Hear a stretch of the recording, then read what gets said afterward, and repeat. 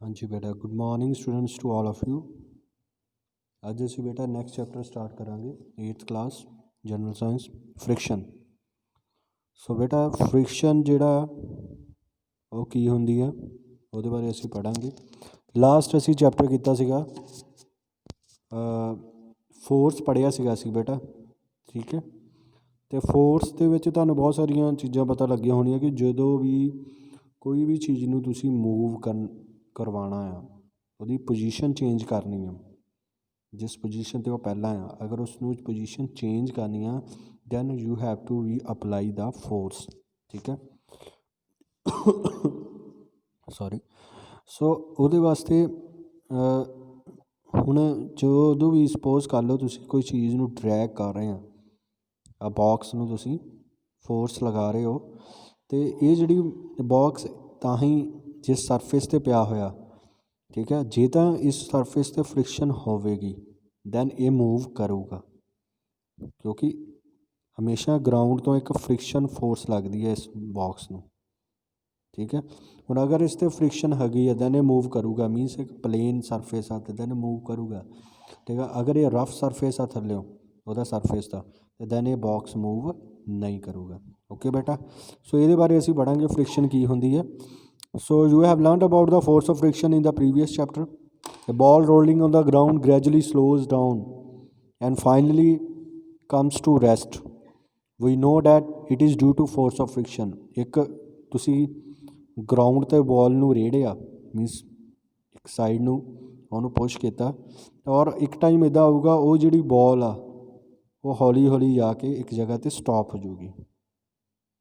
Okay, ਔਰ ਉਹ stop ਕਿਉਂ ਹੋ ਰਹੀ ਹੈ? ਕਿਉਂਕਿ ਉਹਨੂੰ ਜ਼ਮੀਨ ਤੋਂ ਕਿਹੜੀ ਫੋਰਸ ਲੱਗ ਰਹੀ ਹੈ ਬੇਟਾ? ਉਹਨੂੰ ਫ੍ਰਿਕਸ਼ਨਲ ਫੋਰਸ ਲੱਗ ਰਹੀ ਹੈ। ਹੁਣ ਸਮਝ ਲੱਗੀ ਤੁਹਾਨੂੰ? ਉਹ ਉਹਨੂੰ ਰੋਕ ਰਹੀ ਹੈ। ਇੱਦਾਂ ਹੀ ਤੁਸੀਂ ਬਾਈਸਾਈਕਲ ਨੂੰ ਪੈਡਲ ਚਲਾ ਰਹੇ ਹੋ ਬਾਈਸਾਈਕਲ ਰੋਡ 'ਤੇ, ਆਹ ਦੇਖੋ, ਔਰ ਇਹ ਇੱਕ ਟਾਈਮ ਇੱਦਾਂ ਦਾ ਜੇ ਤੁਸੀਂ ਬਾਈਸਾਈਕਲ 'ਤੇ ਪੈਡਲ ਨੂੰ ਮਾਰਨਾ ਬੰਦ ਕਰ ਦੋਗੇ, ਪੈਡਲ ਮਾਰਨਾ ਬੰਦ ਕਰ ਦੋਗੇ, ਦੈਨ ਉਹ ਇੱਕ ਟਾਈਮ ਇੱਦਾਂ ਦਾ ਆਉਣਾ ਉਹ ਬਾਈਸਾਈਕਲ ਰੁਕ ਜਾਣਾ, ਕਿਉਂਕਿ ਉਹਨੂੰ ਜ਼ਮੀਨ ਤੋਂ ਫੋਰਸ ਆਫ ਫ੍ਰਿਕਸ਼ਨ ਜਿਹੜੀ ਉਹ ਲੱਗ ਰਹੀ ਹੈ। ਓਕੇ ਬੇਟਾ, so it gradually slows down and finally come to rest. It is due to the force of friction between the surface of wheels of bicycle and surface of ground that opposes the motion of bicycle and brings the bicycle to the rest, ठीक है। The force acting along the two surfaces is in contact that opposes the motion of one object। ਦੋ ਚੀਜ਼ਾਂ, ਠੀਕ ਹੈ, ਉਹ ਜਿਹੜੀ force ਜਿਹੜੀ ਲੱਗ ਰਹੀ ਆ ਦੋ ਸਰਫੇਸ 'ਤੇ ਉਸ ਟਾਇਰ ਦੇ ਵਿੱਚ, ਬਾਈਸਾਈਕਲ ਦੇ ਟਾਇਰ ਦੇ ਵਿੱਚ, ਇਹਦੀ ਐਗਜ਼ਾਮਪਲ ਲੈ ਲਓ, ਆਹ ਸਰਫੇਸ 'ਤੇ ਬਾਈਸਾਈਕਲ ਦੇ ਵਿੱਚ ਜਿਹੜੀ ਫੋਰਸ ਲੱਗ ਰਹੀ ਆ, ਠੀਕ ਹੈ, ਠੀਕ ਹੈ, ਉਹ ਇਸ ਫ੍ਰਿਕਸ਼ਨਲ ਫੋਰਸ ਜਿਹੜੀ ਆ ਇਸ ਬਾਈਸਾਈਕਲ ਨੂੰ ਰੋਕਣ ਦੇ ਵਿੱਚ ਹੈਲਪ ਕਰਦੀ ਆ, ਠੀਕ ਹੈ। ਔਰ ਇਸ ਨੂੰ ਅਸੀਂ ਕੀ ਬੋਲਦੇ ਹਾਂ? Force of friction or the frictional force. Causes of friction ਕੀ ਹੁੰਦਾ? ਕੀ ਕਾਰਨ ਹੁੰਦਾ ਫ੍ਰਿਕਸ਼ਨ ਦਾ? So when you try to move one sandpaper over the other, ਠੀਕ ਹੈ, ਇੱਕ ਸੈਂਡ ਪੇਪਰ ਜਦੋਂ ਦੂਜੇ ਸੈਂਡ ਪੇਪਰ ਦੇ ਉੱਪਰ ਮੂਵ ਕਰੋਗੇ ਅਤੇ ਉਹ ਜਿਹੜਾ ਸੈਂਡ ਪੇਪਰ ਆ ਉਹ ਰਫ ਸਰਫੇਸ ਦੇ ਹੁੰਦੇ। ਪਹਿਲੀ ਗੱਲ ਤਾਂ ਸੈਂਡ ਪੇਪਰ ਇਹ ਦੱਸਣਾ ਚਾਹੁੰਦਾ। ਸੋ ਉਹ ਦੋਨੇ ਮੂਵਮੈਂਟ ਉਹਦੇ ਵਿੱਚੋਂ ਸਮੂਥ ਨਹੀਂ ਹੋਊਗੀ ਉਹਨਾਂ ਦੇ ਉੱਪਰ ਜੇ ਤੁਸੀਂ ਰਬ ਕਰੋਗੇ। So there is the friction due to interlocking of rough surface, ਠੀਕ ਹੈ। ਸੋ ਉਹਦੇ ਵਿੱਚ ਕੀ ਹੋਊਗਾ? ਫ੍ਰਿਕਸ਼ਨ ਹੋਊਗੀ, ਠੀਕ ਹੈ, ਜਦੋਂ ਰਫ ਸਰਫੇਸ ਜਿਹੜਾ ਉਹਦੇ ਨਾਲ ਇੱਕ ਦੂਜੇ ਨਾਲ ਘਸੂਗਾ। So in the fact every solid object has a rough surface, ਠੀਕ ਹੈ। The degree of roughness varies from surface to surface. ਔਰ ਰਫਨੈਸ ਜਿਹੜੀ ਹੈ ਕਿਸੇ ਆਬਜੈਕਟ ਦੇ ਵਿੱਚ ਹੁੰਦੀ ਆ, ਕਿਸੇ ਦੇ ਨਹੀਂ ਹੁੰਦੀ ਆ। Some surface are more rough, ਠੀਕ ਹੈ, ਔਰ ਕੁਝ ਜਿਹੜੇ ਸਮੂਥ ਹੁੰਦੇ ਆ। The roughness of the surface can be seen through a microscope in the form of tiny hills. ਆਹ ਦੇਖੋ, ਆਹ ਤੁਸੀਂ ਐਗਜ਼ਾਮਪਲ ਲੈ ਸਕਦੇ ਹੋ। ਹੁਣ ਜੇ ਤੁਸੀਂ ਇਹ ਦੋਨੇ ਬਲੋਕਸ ਨੂੰ ਇੱਕ ਦੂਜੇ ਦੇ ਉੱਪਰ ਰਬ ਕਰਨਾ, ਕੀ ਰਬ ਹੋਣਗੇ? ਨਹੀਂ ਹੋਣਗੇ, ਕਿਉਂਕਿ ਆਹ ਟਾਈਨੀ ਹੀਲਸ ਇਹਦੇ ਰਫ ਸਰਫੇਸ ਆ, ਠੀਕ ਹੈ, ਔਰ ਜਿਹੜੀ ਆ ਇਹ ਇੱਕ ਦੂਜੇ ਦੇ ਉੱਪਰ ਮੂਵ ਨਹੀਂ ਹੋਣਗੇ।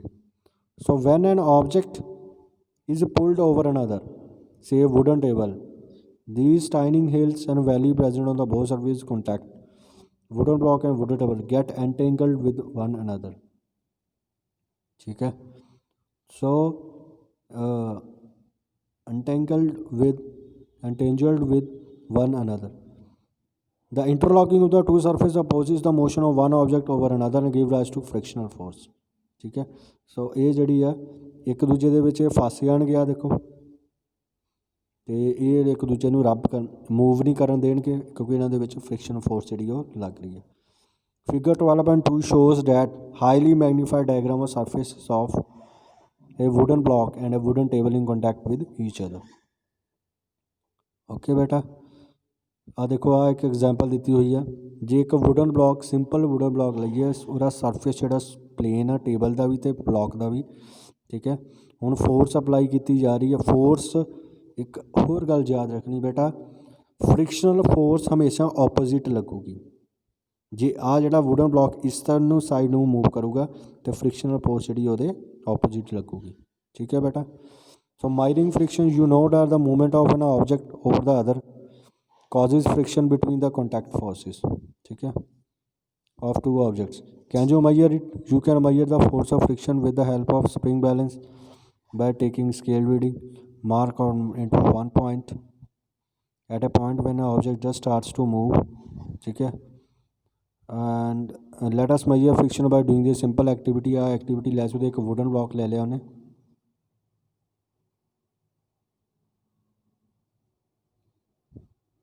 एक वुडन ब्लॉक लिया बेटा, place a rectangular wooden block, place a rectangular wooden block with a hook attach to one side.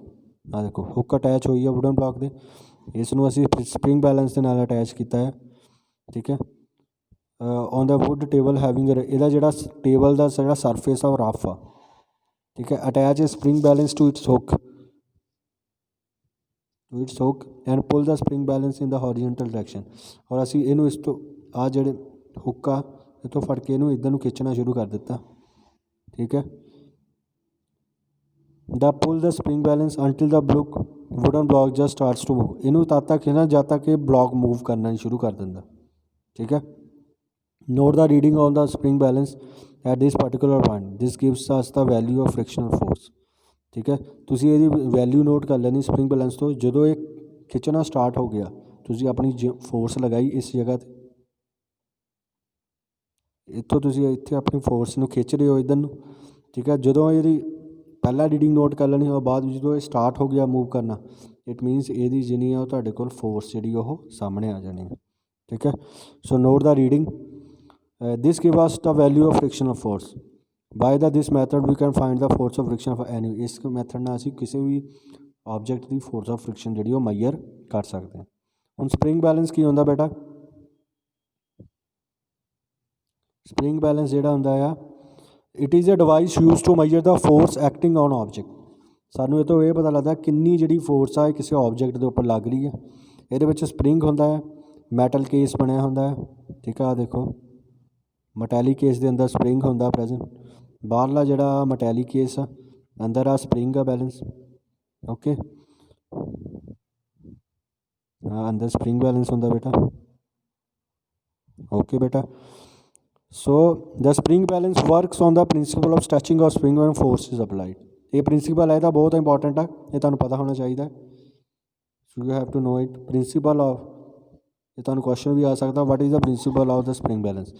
So spring balance किद्दां काम करदा है, जो तुसीं स्प्रिंग नूं इनू स्ट्रैच करोगे खिंचोगे तो एक फोर्स लगूगी। ठीक है। The extent by which the spring get stretch is measure of the applied force. और जिन्नी फोर्स लगी जो इन्हें खिंचना शुरू हो गया, दैन उस चीज़ में जिदा ब्लॉक नूं खिंचिया सी अपने वाल स्प्रिंग ने बाहरली साइड नूं, और जो उन्हें ब्लॉक मूव करना शुरू हो गया तो आपां उहदी रीडिंग नोट कर लैनी। Okay, so this stretching of spring is indicated by pointer, reading corresponding to the pointer on the scale gives the magnitude. और सानूं फोर्स जी असीं ईजली कट सकते हैं। नैक्सट है types of friction. The force of friction is of 3 types होंदी है, static, limiting and kinetic. ठीक है। देन आइंदा सब तो पहला static friction. The force opposes the opposing force that comes into play when one object tends to move over the surface of another but the actual motion does not start is called static friction। ठीक है, किसी block नूं तुसी force लगा रहे हो, ठीक है, बट ये मूव नहीं कर रहा, ठीक है, उस ਜਿਹੜੇ ਸਰਫੇਸ 'ਤੇ ਤੁਸੀਂ ਇਹਨੂੰ ਮੂਵ ਕਰਾਉਣਾ ਚਾਹੁੰਦੇ ਹੋ। ਮੋਸ਼ਨ ਨਹੀਂ ਇਹਦੀ ਬਣ ਰਿਹਾ, ਤਾਂ ਇਸ ਕਰਕੇ ਇਹ ਖੜੇ ਨੂੰ ਇੱਕ ਫ੍ਰਿਕਸ਼ਨ ਉਹਨੂੰ ਸਟੈਟਿਕ ਫ੍ਰਿਕਸ਼ਨ ਬੋਲਦੇ ਆ। It prevents the motion of object and does not allow the two objects to slide upon one another. ਠੀਕ ਹੈ, ਔਰ ਜਿਹੜਾ ਇਹ ਕੀ ਕਰਦਾ, ਆਬਜੈਕਟ ਦੀ ਮੋਸ਼ਨ ਹੋਣ ਤੋਂ ਬਚਾਉਂਦਾ ਆ ਅਤੇ ਉਹਨੂੰ ਅਲਾਓ ਨਹੀਂ ਕਰਦਾ ਦੋ ਆਬਜੈਕਟਸ ਨੂੰ ਜਿਹੜੇ ਇੱਕ ਦੂਜੇ ਦੇ ਉੱਪਰ ਸਲਾਈਡ ਕਰ ਸਕਣ। ਇਹਨੂੰ ਸਟੈਟਿਕ ਫ੍ਰਿਕਸ਼ਨ ਕਹਿੰਦੇ ਆ। Now that the static friction does not exist by itself, there is no applied force, there is no static friction। ठीक है, ओके, ये नोट कर लेना बेटा कि स्टैटिक फ्रिक्शन है वो अपने ऊपर नहीं लग सकती, does not exist by itself when there is no applied. जब तक इनू फोर्स नहीं लाओगे सानू पता नहीं लगूगा स्टैटिक फ्रिक्शन है या नहीं। ठीक है, ओके। दूजे नंबर पर आ जाता सैकेंड बेटा, आ जाता तुहाडा limiting friction. If you move a heavy box from one place to another, the force required to overcome the friction। ਹੁਣ ਇੱਕ ਬਾਕਸ ਆਹ ਇਹਨੂੰ ਥੱਲਿਓਂ ਫ੍ਰਿਕਸ਼ਨਲ ਫੋਰਸ ਲੱਗ ਰਹੀ ਆ ਜ਼ਮੀਨ ਤੋਂ, ਠੀਕ ਹੈ, ਪਰ ਇਹ ਤਾਂ ਹੀ ਖਤਮ ਹੋਊਗੀ ਜੇ ਤੁਸੀਂ ਇਸ ਫ੍ਰਿਕਸ਼ਨਲ ਫੋਰਸ ਨਾਲੋਂ ਜ਼ਿਆਦਾ ਤੁਸੀਂ ਆਪਣੀ ਫੋਰਸ ਲਗਾਓਗੇ। ਠੀਕ ਹੈ ਨਾ, ਹੁਣ ਇੱਕ ਬੰਦਾ ਇਹ ਤੋਂ ਫੋਰਸ ਲਗਾ ਰਿਹਾ ਹੈ ਬੇਟਾ, ਠੀਕ ਹੈ, ਉਹ ਇਹ ਤੋਂ ਨੀਚੇ ਤੋਂ ਫ੍ਰਿਕਸ਼ਨਲ ਫੋਰਸ ਵੀ ਲੱਗ ਰਹੀ ਹੈ ਇਹ ਤੋਂ। ਹੁਣ ਜਿਹੜੀ ਆਹ ਫੋਰਸ ਲੱਗ ਰਹੀ ਹੈ ਨਾ ਬੇਟਾ, ਇਸ ਤੋਂ ਜ਼ਿਆਦਾ ਫੋਰਸ ਤੁਹਾਨੂੰ ਲਗਾਉਣੀ ਪੈਣੀ ਹੈ। ਅੰਡਰਸਟੂਡ, ਤਾਂ ਹੀ ਜਿਹੜਾ ਹੈ ਇਹ ਮੂਵ ਕਰੂਗਾ। The force required to overcome friction at distance the box start moving from the rest. ਇਸ ਕਰਕੇ ਲਿਮਿਟਿੰਗ ਫ੍ਰਿਕਸ਼ਨ ਬੋਲਦੇ ਹਨ। The static friction at this stage is maximum. So this maximum value of the static friction is called the limiting friction. Limiting friction is the maximum opposing force that comes into place when one object just at the verge of moving over the surface of another। Limiting friction ਕੀ ਹੁੰਦੀ ਹੈ? ਜੋ ਇੱਕ ਉਹ limiting friction ਜਦੋਂ ਤੁਸੀਂ ਉਸ ਨਾਲੋਂ ਜ਼ਿਆਦਾ ਫੋਰਸ ਫ੍ਰਿਕਸ਼ਨ ਆਫ ਫੋਰਸ ਨਾਲੋਂ ਜ਼ਿਆਦਾ ਆਪਣੀ ਫੋਰਸ ਕਰਦੇ ਆ ਤਾਂ ਉਹ ਜਿਹੜਾ ਆਬਜੈਕਟ ਉਹ ਮੂਵ ਕਰੂਗਾ। ਠੀਕ ਹੈ, ਨੈਕਸਟ ਆ ਜਾਂਦਾ kinetic friction. When we increase the applied force slightly more than the. ਜਦੋਂ ਤੁਸੀਂ ਲਿਮਿਟਿੰਗ ਫ੍ਰਿਕਸ਼ਨ ਨਾਲੋਂ ਜ਼ਿਆਦਾ ਕਿਨੈਟਿਕ ਫ੍ਰਿਕਸ਼ਨ ਅਪਲਾਈ ਕੀਤੀ ਆ, ਠੀਕ ਹੈ, ਕਿਨੈਟਿਕ ਕਿਸ ਦਾ ਅਪਲਾਈਡ ਫੋਰਸ ਸਲਾਈਟਲੀ, ਜਿੰਨੀ ਤੁਸੀਂ ਲਿਮਿਟਿੰਗ ਫ੍ਰਿਕਸ਼ਨ 'ਚ ਅਪਲਾਈ ਫੋਰਸ ਕੀਤੀ ਉਸ ਤੋਂ ਜ਼ਿਆਦਾ ਤੁਸੀਂ ਅਪਲਾਈ ਕਰੋਗੇ। ਠੀਕ ਹੈ, ਕੋਈ see that the box begin to slide slowly, ਅਤੇ ਤੁਸੀਂ ਕੀ ਦੇਖੋਗੇ ਜਿਹੜਾ ਬਾਕਸ ਆ ਉਹ ਸਲਾਈਡ ਸਲੋਲੀ ਜਿਹੜਾ ਉਹ ਸਲਾਈਡ ਮੂਵ ਕਰਨਾ ਸ਼ੁਰੂ ਕਰ ਦੋਗੇ। It doesn't mean the friction has disappeared. ਇਹਦਾ ਇਹ ਮਤਲਬ ਨਹੀਂ ਕਿ ਫ੍ਰਿਕਸ਼ਨ ਜਿਹੜੀ ਆ ਜ਼ਮੀਨ ਤੋਂ ਲੱਗਣੀ ਬੰਦ ਹੋ ਗਈ ਆ। ਠੀਕ ਹੈ, so the force of friction that's is called the kinetic friction. Understood, ਇਹ ਡੈਫੀਨੇਸ਼ਨ ਹੈ ਇਹਦੀ। ਦੈਟ ਦੋ ਟਾਈਪਸ ਦੀ ਕਿਨੈਟਿਕ ਫ੍ਰਿਕਸ਼ਨ ਹੁੰਦੀ ਹੈ, ਇੱਕ sliding and the rolling. Okay ਬੇਟਾ, ਸੋ ਸਲਾਈਡਿੰਗ ਜਿਹੜੀ ਹੁੰਦੀ ਹੈ the opposing force that comes in to play when one object actually slide over the surface of another object, sliding friction. ਠੀਕ ਹੈ, ਸਲਾਈਡਿੰਗ ਫ੍ਰਿਕਸ਼ਨ ਉਹ ਹੁੰਦੀ ਹੈ ਜਦੋਂ ਕਿ ਇੱਕ ਫੋਰਸ ਜਿਹੜੀ ਆਪੋਜ਼ਿਟ ਫੋਰਸ ਲੱਗਦੀ ਹੁੰਦੀ ਹੈ ਥੱਲਿਓਂ। ਠੀਕ ਹੈ, when one object is actually, ਜਦੋਂ ਇੱਕ ਆਬਜੈਕਟ ਜਿਹੜਾ ਦੂਸਰੇ ਆਬਜੈਕਟ ਦੇ ਉੱਪਰ ਮੂਵ ਕਰ ਰਿਹਾ ਹੁੰਦਾ। For example when a log of food is moved on flat surface it slides. ਠੀਕ ਹੈ, ਔਰ ਇਨ ਦਿਸ ਕੇਸ ਦਾ ਅਪੋਜ਼ਿੰਗ ਫੋਰਸ ਇਸ ਕਰ ਜਿਹੜੀ ਥੱਲਿਓਂ ਫੋਰਸ ਲੱਗਦੀ ਉਹਨੂੰ ਸਲਾਈਡਿੰਗ ਫ੍ਰਿਕਸ਼ਨ ਬੋਲਦੇ ਹਾਂ। ਇੱਕ ਨੈਕਸਟ ਆ ਜਾਂਦਾ ਬੇਟਾ ਰੋਲਿੰਗ ਫ੍ਰਿਕਸ਼ਨ ਆ ਜਾਂਦਾ। ਰੋਲਿੰਗ ਫ੍ਰਿਕਸ਼ਨ ਕੀ ਹੁੰਦਾ? Opposing force that comes in to play when one object actually roll over the surface on other is ਕਰ। ਠੀਕ ਹੈ, ਉਹ ਜਿਹੜੀ ਫੋਰਸ ਜਿਹੜੀ ਕਿਸੇ ਚੀਜ਼ ਨੂੰ ਤੁਸੀਂ ਰੋਲ ਕਰ ਰਹੇ ਹੋ, ਹੁਣ ਇਹਨੂੰ ਤੁਸੀਂ ਆ ਬੰਦਾ ਇੱਧਰ ਨੂੰ ਫੋਰਸ ਲਗਾ ਰਿਹਾ ਇਹਨੂੰ, ਬਟ ਇਹਨੂੰ ਫ੍ਰਿਕਸ਼ਨਲ ਫੋਰਸ ਕਿੱਥੋਂ ਲੱਗ ਰਹੀ ਆ? ਸੌਰੀ, ਫ੍ਰਿਕਸ਼ਨਲ ਫੋਰਸ ਜਿਹੜੀ ਉਹ ਜ਼ਮੀਨ ਤੋਂ ਲੱਗ ਰਹੀ ਹੈ ਇਹਨੂੰ, ਜਾਂ ਫਿਰ ਆਹ ਬੰਦਾ ਆਪਣੇ ਵੱਲ ਖਿੱਚ ਰਿਹਾ। ਠੀਕ ਹੈ, ਇਹਨੂੰ ਫ੍ਰਿਕਸ਼ਨਲ ਫੋਰਸ ਇੱਦਾਂ ਲੱਗੂਗੀ। ਮੀਨਸ ਫ੍ਰਿਕਸ਼ਨਲ ਫੋਰਸ ਹਮੇਸ਼ਾ ਬੇਟਾ ਆਪੋਜ਼ਿਟ ਲੱਗਦੀ ਹੈ। ਠੀਕ ਹੈ, ਸੋ ਜਿਹੜੀ ਆਪੋਜ਼ਿਟ ਹਮੇਸ਼ਾ ਫੋਰਸ ਲੱਗਦੀ ਹੈ ਕਿਸੇ ਵੀ ਚੀਜ਼ ਨੂੰ ਮੂਵ ਕਰਨ ਵਿੱਚ, ਉਹ ਫ੍ਰਿਕਸ਼ਨਲ ਫੋਰਸ ਹੁੰਦੀ ਆ। ਉਹਦੇ ਵਿੱਚ ਰੋਲਿੰਗ ਫ੍ਰਿਕਸ਼ਨ ਵੀ ਆ ਜਾਂਦਾ, static friction, limiting friction force, ਇੱਦਾਂ ਇਹ ਸਾਰੀਆਂ ਆ ਜਾਂਦੀਆਂ। ਓਕੇ ਬੇਟਾ, ਆਹ ਐਕਟੀਵਿਟੀ ਤੁਸੀਂ ਖੁਦ ਪੜ੍ਹਨੀ ਹੈ। ठीक है, खुद पढ़ोगे। Whenever the possible sliding friction is release by rolling friction, this is achieved by using wheels, ball bearing, roller bearing. Children learn to play roller skates to feel the adventures of fast motion. Roller skates have their tiny wheels. Shoes आ जिहदे थल्ले wheels वगैरह लगे होंदे आ। ठीक है, these wheels have very small rolling friction and help in motion of the skater. These days suitcase, bags, ਤੁਸੀਂ ਦੇਖਿਆ ਹੋਣਾ ਸਾਰਿਆਂ ਥੱਲੇ ਜਿਹੜੀ ਆ ਰੋਲਿੰਗ ਜਿਹੜੀ ਆ व्हील्स वगैरह लगे होंगे आ। क्योंकि उन्होंने स्मॉल जी रोलिंग फ्रिक्शन होंगी है। That is the reason it is convenient to pull suitcase and bag fitted with rollers.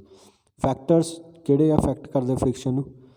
पहली गल फैक्टर उही करूगा किस कारण करके फ्रिक्शन अफैक्ट होंदा। जेकर सरफेस जिहड़ा वो रफ होऊगा, ठीक है, जिहदे सरफेस नाल ब्लॉक वगैरह बॉक्स वगैरह कॉन्टैक्ट आ, ठीक है, जे उही रफ होया तो उन्हें मूव करने में दिक्कत आऊगी, क्योंकि रफ सरफेस के हमेशा ज़्यादा फ्रिक्शन होंदी है, जिहड़ा सरफेस रफ होंदा, समूथ दे विच घट होंदी।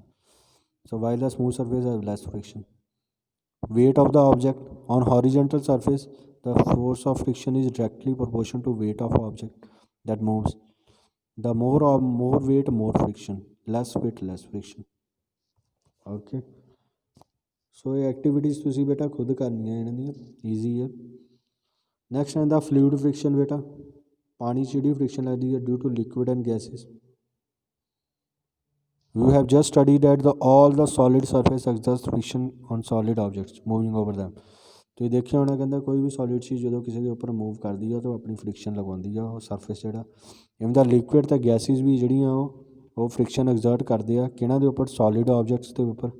ਜਦੋਂ ਸੋਲਿਡ ਆਬਜੈਕਟ ਉਹਦੇ ਮੂਵ ਕਰਦੇ ਆ, ਦਿਸ ਇਜ਼ ਉਹਨਾਂ ਨੂੰ ਅਸੀਂ ਕੀ ਕਹਿੰਦੇ ਆ? Fluid friction. ਜਦੋਂ ਆਹ ਦੇਖੋ ਇਹ ਜਿਹੜੀ ਸ਼ੇਪ ਆ ਜਦੋਂ ਇਹ 'ਤੇ ਮੂਵ ਕਰ ਰਿਹਾ ਆ ਅਤੇ ਇਹਨੂੰ ਥੱਲਿਓਂ ਜਿਹੜੀ ਆ ਫ੍ਰਿਕਸ਼ਨ ਫੋਰਸ ਲੱਗ ਰਹੀ ਹੈ। ਇਸ ਤਰ੍ਹਾਂ ਹੀ ਜਿਹੜਾ ਬॉय ਸਵਿਮ ਕਰ ਰਿਹਾ ਉਹਨੂੰ ਪਾਣੀ ਜਿਹੜੀ ਉਹ ਫ੍ਰਿਕਸ਼ਨ ਫੋਰਸ ਲਗਾ ਰਿਹਾ। ਸੋ ਫ੍ਰਿਕਸ਼ਨ ਫੋਰਸ ਹਮੇਸ਼ਾ ਆਪੋਜ਼ਿਟ ਲੱਗਦੀ ਹੈ, ਤੁਹਾਨੂੰ ਪਤਾ ਲੱਗ ਗਿਆ, ਠੀਕ ਹੈ। So frictional force exerted by fluid is called drag. ਇਹਨੂੰ ਕੀ ਬੋਲਦੇ ਆ? Drag. Fluid friction on the object depends on speed with respect to fluid. Fluid friction on an object, ਚਲਿए, depends on its speed with respect to fluid. It also depends on the shape of object and nature of the fluid. ठीक है, ਜਿਹੜੀ ਆ friction ਦਾ fluid ਆ ਉਹ ਕਿਤੇ depend ਕਰਦੀ ਆ? ਉਹ ਡਿਪੈਂਡ ਕਰਦੀ ਆ ਕਿ ਕਿੰਨੀ ਉਹਦੀ ਸਪੀਡ ਕਿੰਨੀ ਆ, ਠੀਕ ਹੈ, ਜਿਹੜਾ ਚੀਜ਼ ਮੂਵ ਕਰ ਰਹੀ ਹੈ ਪਾਣੀ ਦੇ ਉੱਪਰ। Friction due to water when a person swims in water. ਇਹ ਦੇਖਦੇ ਹਾਂ ਜਦੋਂ ਇੱਕ ਬੰਦਾ ਸਵਿਮ ਕਰ ਰਿਹਾ, the water opposite his motion. ਪਾਣੀ ਇੱਧਰ ਨੂੰ ਫ੍ਰਿਕਸ਼ਨ ਲਗਾ ਰਹੀ ਹੈ, ਦੇਖੋ opposite, because water exerts a force of friction on swimmer, ਠੀਕ ਹੈ, in direction opposite to his motion. ਦੂਜੇ ਨੰਬਰ 'ਤੇ ਆ ਜਾਂਦਾ ਬੇਟਾ the special shape of body or a object around which A fluid liquid ਔਰ air can flow offering minimum friction in stream line shapes. ਹੁਣ ਜਿਹੜੀਆਂ ਹੁਣ ਤੁਸੀਂ ਸ਼ਿਪ ਦੇਖ ਲਓ, ਇਹ ਵੀ ਇੱਦਾਂ ਤਿੱਖਾ ਆ, ਪੁਆਇੰਟਡ ਹੈ, ਤਿੱਖਾ ਕਹਿ ਲਓ ਇਹਨੂੰ। ਫਿਸ਼ਿਜ਼ ਹੋ ਗਈਆਂ ਉਹ ਵੀ ਇੱਦਾਂ ਦੀਆਂ ਹੁੰਦੀਆਂ, ਠੀਕ ਹੈ, ਫਿਸ਼ ਵੀ ਇੱਦਾਂ ਦੀ ਹੁੰਦੀ ਹੈ ਬੇਟਾ।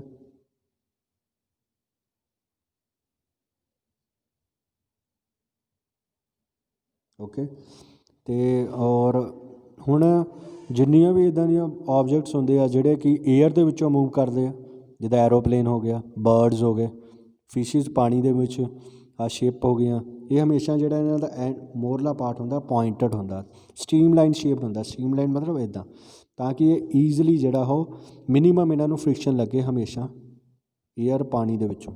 ਓਕੇ, ਸੋ ਈਜ਼ਲੀ ਮੂਵ ਕਰ ਸਕਦੇ ਹੋ। Body of the ship boards R made stream line. ਇਹ ਵੀ ਸਟ੍ਰੀਮ ਲਾਈਨ ਦਾ ਇਹ ਵੀ ਦੱਸ ਚੁੱਕਾ, ਇਹਨੂੰ ਸਟ੍ਰੀਮ ਲਾਈਨ ਸ਼ੇਪ ਬੋਲਦੇ ਹਾਂ ਅਸੀਂ, ਇੱਦਾਂ ਦੀ, ਠੀਕ ਹੈ।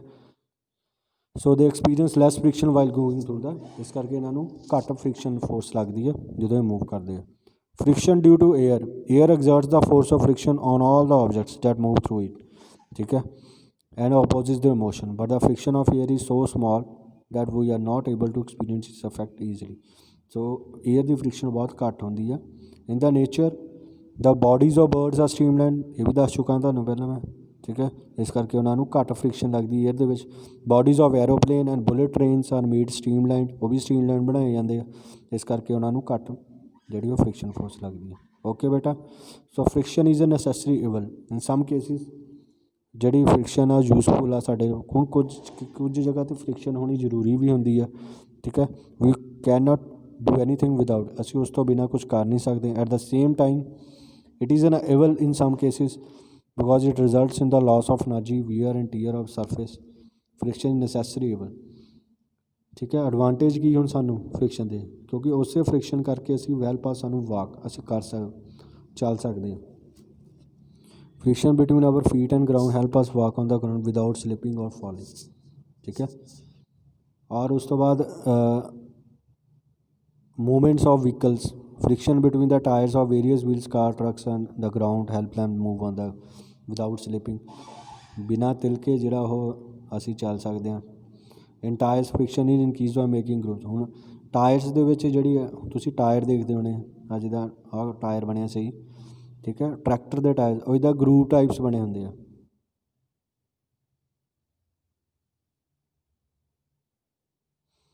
ਠੀਕ ਹੈ, ਸੋ ਉਹ ਕੀ ਕਰਦਾ, ਉਹ due to greater friction tyre provide better. ਉਹਦੇ ਨਾਲ ਕੀ ਹੁੰਦਾ, ਜਦੋਂ ਇੱਕ ਕੋਈ ਵੀ ਕਾਰ, ਕੋਈ ਵੀ ਟਰੱਕ, ਸਕੂਟਰ ਵਗੈਰਾ ਜਦੋਂ ਰੋਡ 'ਤੇ ਚੱਲ ਰਿਹਾ, ਤੁਸੀਂ ਦੇਖਿਆ ਨਾ ਜਿਹੜਾ ਨਿਊ ਟਾਇਰ ਹੁੰਦਾ ਉਹ ਕਦੀ ਵੀ ਸਲਿੱਪ ਨਹੀਂ ਕਰਦਾ। ਜਦੋਂ ਟਾਇਰ ਪੁਰਾਣਾ ਹੋ ਜਾਂਦਾ ਤਾਂ ਉਹ ਹਮੇਸ਼ਾ ਸਲਿੱਪ ਕਰੂਗਾ। ਠੀਕ ਹੈ, ਇਸ ਕਰਕੇ ਕਿਉਂਕਿ ਜਿਹੜੇ ਨਿਊ ਟਾਇਰ ਦੇ ਵਿੱਚ ਫ੍ਰਿਕਸ਼ਨ ਹੁੰਦੀ ਹੈ, ਉਹ ਉਹਨੂੰ ਸਲਿੱਪ ਨਹੀਂ ਕਰਨ ਦਿੰਦਾ। Writing, we are able to write because there is friction between tip of pen and the paper. Without friction writing with a pen on pencil is not possible. ਠੀਕ ਹੈ, applications of brakes, brakes of a car or any moving vehicle depend on the, ਇਹ ਵੀ ਮੈਂ ਤੁਹਾਨੂੰ ਦੱਸ ਚੁੱਕਾ। ਜੇ tyre ਪੁਰਾਣਾ ਹੋਊਗਾ ਤਾਂ ਉਹ ਜਿਹੜੇ ਈਜ਼ਲੀ ਉਹ ਮੂਵ ਸਲਿੱਪ ਕਰ ਜੂਗਾ।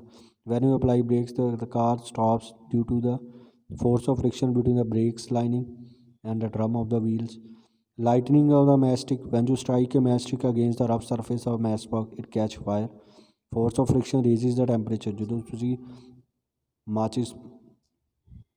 ਮਾਚਿਸ ਤੇ ਬਾਕਸ, ਜਦੋਂ ਇੱਕ ਤੀਲ ਨੂੰ ਤੁਸੀਂ ਇਹਦੇ ਉੱਪਰ ਰਬ ਕਰਦੇ ਹੋ, ਠੀਕ ਹੈ, ਓਕੇ, ਮੈਚਸਟਿਕ ਨੂੰ ਤੁਸੀਂ ਉਹਦੇ ਰਬ ਕਰਦੇ ਆ ਅਤੇ ਉਹ ਕੀ ਹੁੰਦਾ ਇਟ ਕੈਚ ਦਾ ਫਾਇਰ।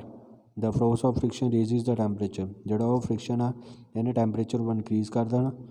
ਠੀਕ ਹੈ, so the chemical in is catch fire produce flame. Screw and nails, it is the force of friction that holds screws and nails in the wood। ਠੀਕ ਹੈ, ਵੇਜ਼ ਆਫ ਇਨਕਰੀਜ਼ਿੰਗ ਫ੍ਰਿਕਸ਼ਨ ਵਧਾਉਣ ਦੇ ਕਿੱਦਾਂ ਵਧਾ ਸਕਦੇ ਹਾਂ, ਬਾਈ ਮੇਕਿੰਗ ਦਾ surface rough. ਜੇ surface rough ਹੋਵੇ ਤਾਂ ਉਹਨਾਂ ਕੀ ਹੁੰਦਾ, ਫ੍ਰਿਕਸ਼ਨ ਵੱਧ ਜਾਂਦੀ ਹੈ। ਠੀਕ ਹੈ, for example surface of head of the matchstick and sides of the matchbox are deliberately made rough to increase the friction to produce more heat which matchstick slides up easily। Kabaddi ਲਈ ਹੁਣ ਜਿੱਦਾਂ example ਕਹਿੰਦਾ ਕਿ ਜਿਹੜੇ kabaddi players ਹੁੰਦੇ ਆ ਉਹ ਆਪਣੇ ਹੈਂਡਸ ਨੂੰ ਮਿੱਟੀ ਵਗੈਰਾ ਮਲਦੇ ਆ, ਸੋਇਲ, ਤਾਂ ਕਿ ਉਹਨਾਂ ਦੀ ਇੱਕ ਬੈਟਰ ਗ੍ਰਿਪ ਹੋਵੇ ਦੂਜੀ ਦੀ ਬਾਡੀ 'ਤੇ। ਬਾਈ ਮੇਕਿੰਗ ਗਰੂਵਸ, ਹੁਣ ਟਾਇਰਾਂ ਦੇ ਵਿੱਚ ਜਿਹੜੇ ਮੈਂ ਤੁਹਾਨੂੰ ਦੱਸ ਕੇ ਹਟਿਆ, ਨਿਊ ਟਾਇਰ ਜਿਹੜਾ ਉਹ 'ਚ ਗਰੂਵਸ ਵਗੈਰਾ ਹੁੰਦੇ ਆ, ਜਿਹਦੇ ਕਰਕੇ due to greater friction the tyres provide better grip. ਜਿੰਨੀ ਜ਼ਿਆਦਾ ਫ੍ਰਿਕਸ਼ਨ ਹੋਊਗੀ ਉਨੀ ਜ਼ਿਆਦਾ ਕੀ ਕਹਿੰਦੇ ਆ, ਉਹ ਈਜ਼ੀਲੀ ਮੂਵ ਕਰ ਸਕਦੇ ਆ ਔਨ ਦੀ ਰੋਡ। ਓਕੇ ਜੀ, ਸੋ ਨੈਕਸਟ ਆ ਜਾਂਦਾ ਅੱਗੇ ਬੇਟਾ,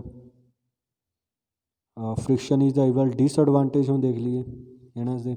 damage to the machine, rubbing of your palms of the feel warm, when you moving part of the machine are rubbed against one another a lot of heat is generated due to friction produced between them। the heat it can damage the machines। ਜਦੋਂ ਬਾਰ-ਬਾਰ ਇੱਕ ਕੋਈ ਚੀਜ਼ਾਂ ਦੋ ਘੱਸਦੀਆਂ ਰਹਿੰਦੀਆਂ ਤਾਂ ਉਹਨਾਂ ਨੂੰ ਡੈਮੇਜ ਵੀ ਹੋ ਜਾਂਦਾ।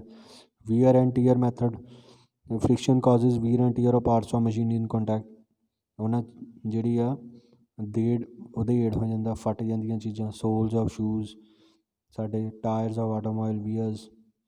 ਐਨਰਜੀ ਦਾ ਲਾਸ ਹੁੰਦਾ ਆ, ਠੀਕ ਹੈ, ਕਿਉਂਕਿ friction always opposes the relative motion between any two object, therefore the extra energy spent in overcoming friction.